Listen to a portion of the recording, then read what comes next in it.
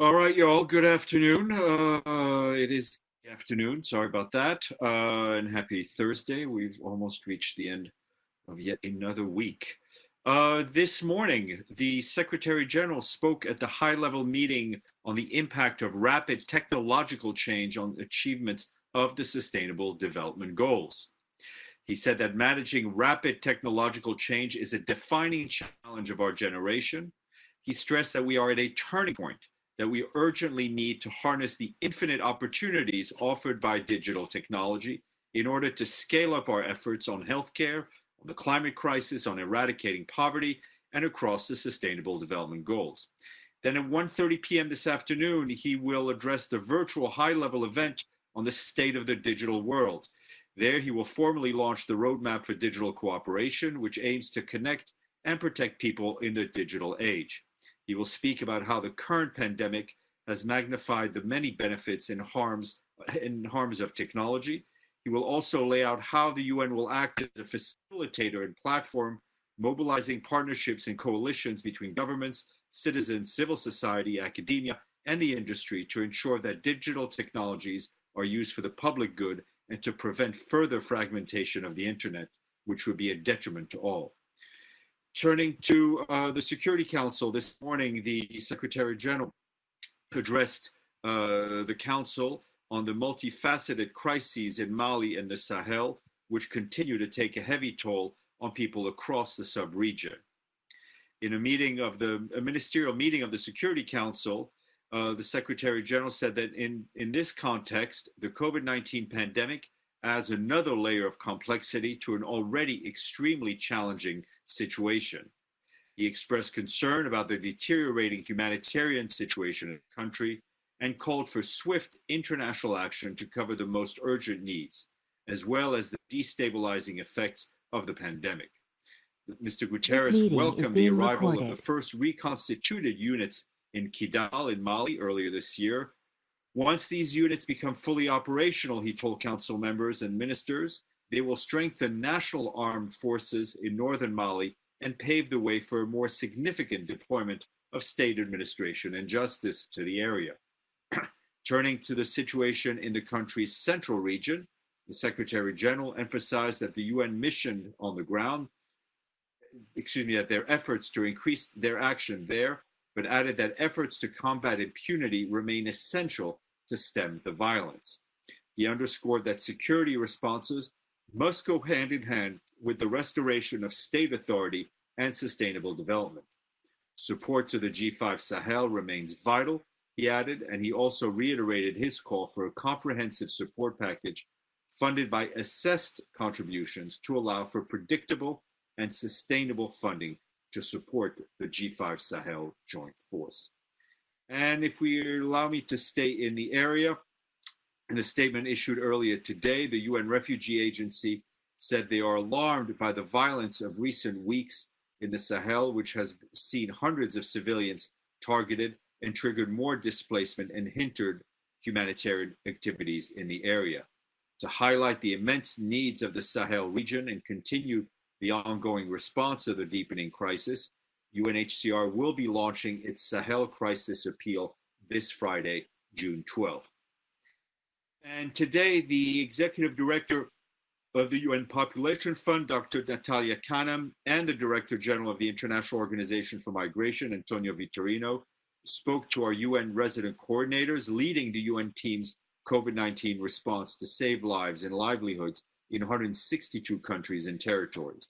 Dr. Kanem of UNFPA said it is crucial that the UN supports the focus of countries in women and girls now, safeguarding their rights, including sexual and reproductive health. When girls leave school in the poorest countries, she said, it is very hard for them to resume their studies. This also leads to an increase in child marriage, which is a violation of human rights, as a quick option for families who need to make a living. 7 million women in low and middle income countries are unable to use modern contraceptives, leading to a projected 7 million additional unintended pregnancies. 6 months of lockdown could result in an additional 31 million cases of gender-based violence, according to UNFPA statistics. Mr. Vitorino, the head of the ROM, for his part, said that migrants, many of whom are at the forefront of the response, need to be protected and included in socioeconomic recovery plans. He stressed that 40% of healthcare workers in countries like Italy, United Kingdom, United States are migrants. 60% of them are women. Mr. Vitorino said that while people are in lockdown, migrants are risking their lives for the sake of the communities. Also in delivery services and public transportation, they need to be recognized as part of societies. And a couple of other COVID-specific related notes for you. WHO today said that there are now 200,000 confirmed cases of the virus in Africa, with more than 5,600 deaths. WHO said the pandemic is accelerating in Africa. It took 98 days to reach 100,000 cases, but only 18 days to climb to 200,000. More than 70% of the deaths are taking place in 5 countries: Algeria, Egypt, Nigeria, South Africa, and Sudan. WHO said that more than half of the countries in the continent are experiencing community transmission. In many instances, it is concentrated in capital cities, but cases are also spreading into the provinces. Dr. Matshidiso Moeti, the health agency's regional director for Africa, said that while for now Africa still only accounts for a small fraction of cases worldwide, constant vigilance is needed to stop the virus from overwhelming health facilities. And we have another update from our peacekeeping colleagues on the COVID-19 support they are providing to the governments and communities. In Sudan, a team from the Joint African Union UN mission visited the villages of Feina and Manabu in the Jebel Mara area of Darfur to conduct COVID-19 sensitization campaigns for community members. That includes groups of 200 women in Manabu. They also distributed personal protective equipment, including water and containers, hand sanitizers, and soap to community members. These villages are in the conflict areas such as these villages are in conflict areas under the influence of the Sudan Liberation Army Abdul Wahid faction. The group has endorsed the Secretary General's call for a global ceasefire, but has not yet joined the ongoing peace talks in Juba.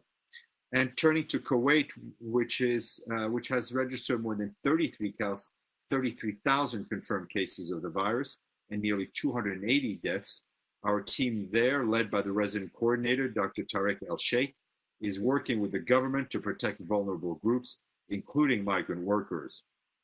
The UN Migration Network provided recommendations to government on supporting workers during the pandemic. The UN has also conducted webinars on effective regulations for recruitment and placement of migrants to mitigate the impacts of the pandemic. Also, the UN is supporting the Kuwait Human Rights Foundation on a declaration against hate speech and xenophobia towards migrant workers. For its part, the FAO and the UN Office for Project Services, as well as the Economic Commission for Western Asia, working with authorities to fix broken supply chains, which is a huge challenge, as you saw from yesterday's Secretary General's policy brief on food security. The UN also conducted socioeconomic impact assessments on the double shock of the COVID-19 crisis and the oil prices to support the government's COVID-19 policy making, holding a hackathon together with the World Bank on innovative business models for small and medium businesses. To support education, UNICEF and UNESCO are working with the government on online distance learning and school reopening measures, along with psychosocial support for teachers, parents, and learners. On the health response, WHO is supporting Kuwait's participation in solidarity treatment trials, and UNHCR has provided cash support and distributed personal protective equipment. Turning to Afghanistan, the Office for the Coordination of Humanitarian Affairs tells us that humanitarian organizations have issued a revised humanitarian response plan for 2020. They are now seeking $1.1 billion to assist 11 million people in crisis. This is due to COVID-19, which is deepening the humanitarian crisis driven by armed conflict and natural disasters. Even before the pandemic reached Afghanistan, 9.4 million people needed humanitarian assistance to obtain food, clean water, basic health care, and other essentials. OCHA warns that the economic consequences of the pandemic could outstrip the direct health impact from the virus, causing more people to spiral into financial insecurity and, in some cases, acute humanitarian needs. So far, only 227 million has been received from the response plan. And the International Organization for Migration said today it's deeply concerned about the persistent reports of pushbacks and collective expulsion of migrants, in some cases violent, at the EU border between Greece and Turkey. IOM also appeals to states to suspend deportation during the pandemic while facilitating voluntary returns when and where possible. And the UN Conference on Trade and Development, otherwise known as UNCTAD, said today that the international trade in goods is expected to decline significantly in the coming months due to the coronavirus pandemic. UNCTAD notes the international trade is likely to remain below the levels observed in 2019 in the second half of the year. The magnitude of this will depend upon not only additional economic disruptions brought by the pandemic, but also on the type and extent of policies that countries will adopt to restart their economies. And a quick note, just also wanted to flag a note from our colleagues at the FAO. They said today that food markets face many more months of uncertainty due to COVID-19, but the agricultural commodity markets are more resilient to the crisis. The trade in cereals is expected to set a record high this year and next, but meat production is expected to fall due to virus-related market disruptions, animal diseases, and droughts. And a quick note from El Salvador, where our friends at the UN Children's Fund said today that more than 119,000 people hit by Tropical Cyclone Amanda in El Salvador need assistance. The agency estimates that 2.2 million will be required to provide critical support for the sanitation, shelter, child protection sectors, and more than 35,000 people in shelters and impacted communities. UNICEF and its partners are currently providing shelters with critical supplies, water tanks, and cleaning and sanitation supplies, including 20,000 surgical masks, which have been distributed through the government. And tomorrow, immediately following my briefing, our good friend Rima Baza will be here to update you on the activities of the President of the General Assembly of these United Nations.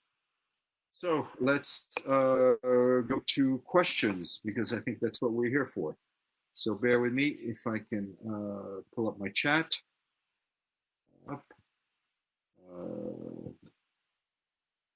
Okay, Edie, go ahead. Thank you very much, Steph. Does the United Nations, the Secretary General, have any comment on President Trump's ordering economic sanctions against employees of the International Criminal Court investigating American troops and intelligence officials for possible war crimes in Afghanistan and elsewhere? Sure, I can tell you that we've taken note with concern of these reports of the executive order authorizing sanctions against certain individuals at the International Criminal Court.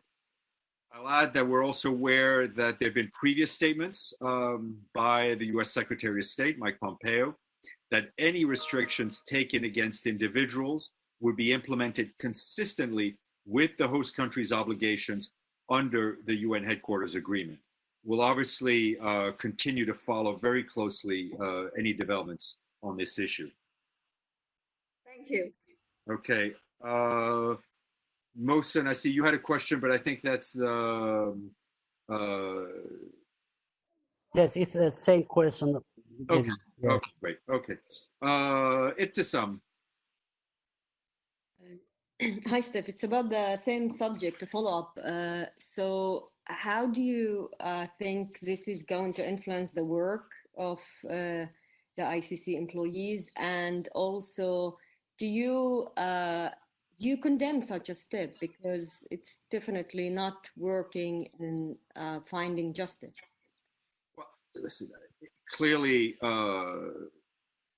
our position on the need to fight impunity and for justice remains unchanged. You know, we've just seen the report this morning. We're going to follow up. It's obviously, you know, the press reports that we've seen are of concern to us. You know, but it's also important to state that, you know, I've stated our principal position on the need for international justice and to fight impunity. but also just to note that the cooperation between the UN and the ICC is based on the quote the relationship agreement, which was approved by the General Assembly in 2004. And so obviously we'll be looking at any possible implications that this development may have in respect to the implementation of the agreement. I have a follow-up. Are you worried actually regarding the how this going to really affect the work of the ICC workers that are like it's probably going to have a lot of negative and some influence about their work. How worried are you about this? I think on the operational issue, I think you'd have to talk to the ICC. We'll have to see. We'll have to see how this moves. How this moves forward. As I said, we've been told there've been statements that this will be that any issue any action would be taken would be implemented consistently with the US's obligations under the UN headquarters agreement. So as I said, this just happened this morning. We've expressed our concern, and we will obviously follow this closely. Okay, Apostolis had a question about. Are you on the line, Apostolis? Yes, I am. Okay, go ahead. My question is on Cyprus. The Turkish Cypriot authorities are keeping close the crossing points, creating a huge problem for many Turkish Cypriots that have to work in the free areas of the Republic. Do you have any comment on that? So we've put in a call to our colleagues at the mission in Cyprus. We hope to get some answers soon. Okay, Iftikhar. Can you hear me, Steph? I can hear you. I can't see you, unfortunately, but I can hear you. I have my camera on. Yeah, there we go. There we go. Okay. Thank you, Steph. I like the banner behind you, Iftikhar. Thanks a lot. I was wondering whether anything is being done to patch up matters between WHO and the Trump administration at a time when coronavirus is surging. And there was also a telephone call between Secretary Pompeo and Secretary General. You have anything on this? No, I can just tell you that the phone call did happen yesterday between the Secretary General and Secretary of State Pompeo.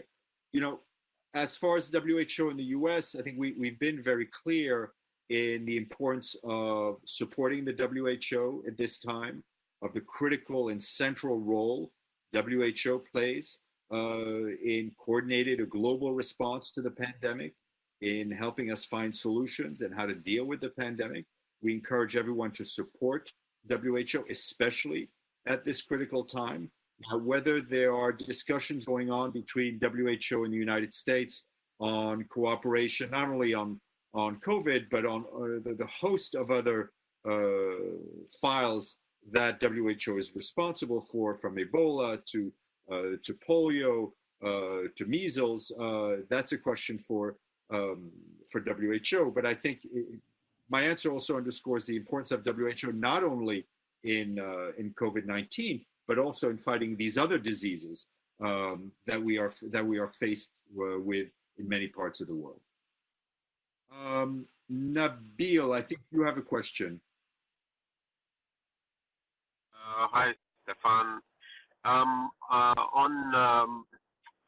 the possible annexation in the West Bank that was announced by many Israeli officials, we know that the Secretary General is a big believer in preventive diplomacy. Can you tell us what he's doing on this?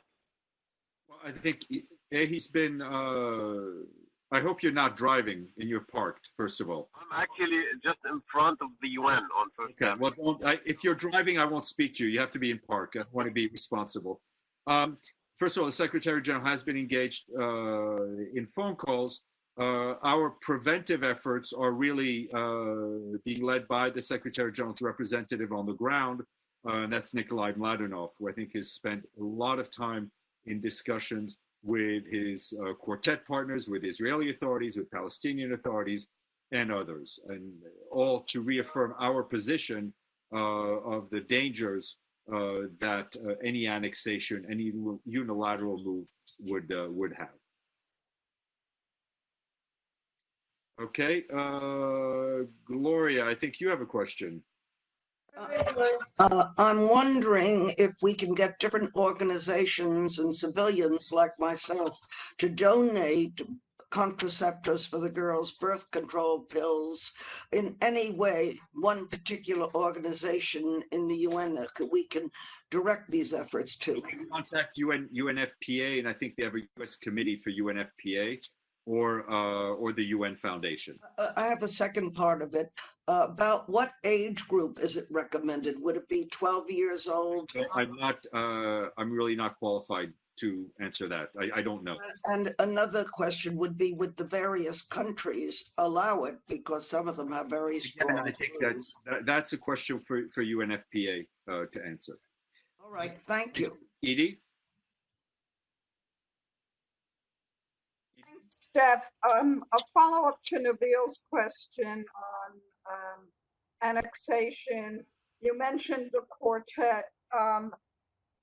Is the UN, is Mr. Mladenov still trying to arrange a quartet meeting, and what are the possibilities?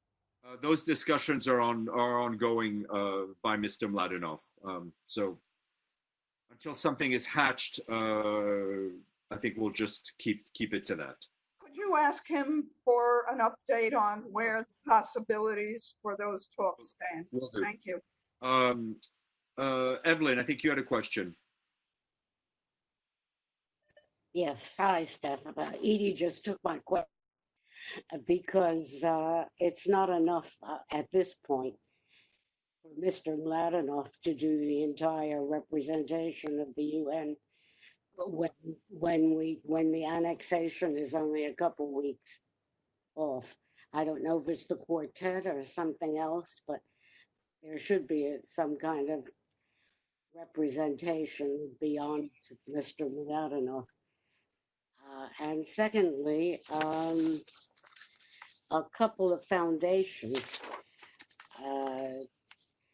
led by the MacArthur Fund are committing 1.7 billion to pandemic recovery, especially to communities abroad. Has any of that money reached the UN? Or? I don't know. We can check, but I don't know. Yeah. Okay, James, you had a question. James Reinhold. Hi there. Yeah, can you hear me? Yes, go ahead. Oh, great stuff. Yeah, I got a couple of questions about UN reports, please, Steph. The Secretary General's 6th monthly report on the Iran nuclear deal, or the UN resolution that backs it. Am I right in thinking that the latest one of that has been circulated to the members? And can you tell me when when it's gonna be released to us, guys?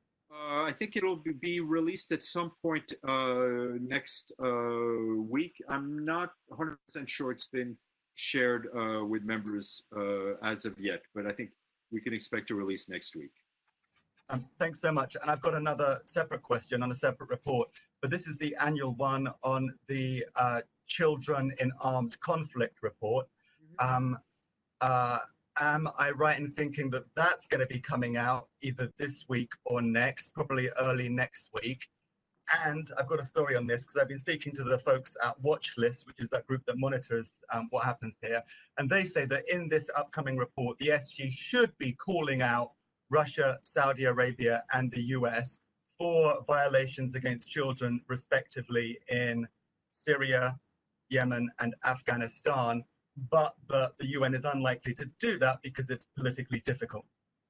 Your comments? I mean, we engage with Children's Watch. They're an important NGO.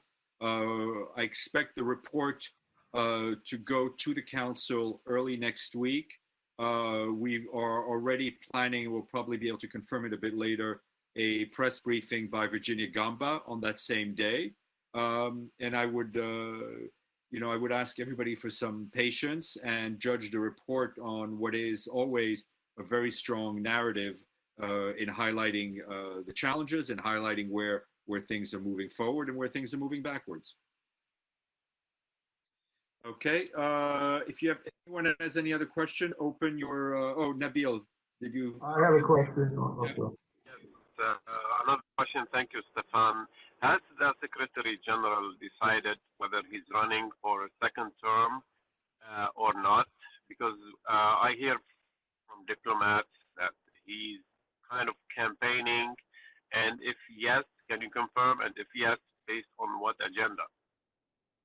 No. It's not a question. There we go. Joe, you need to close your mic.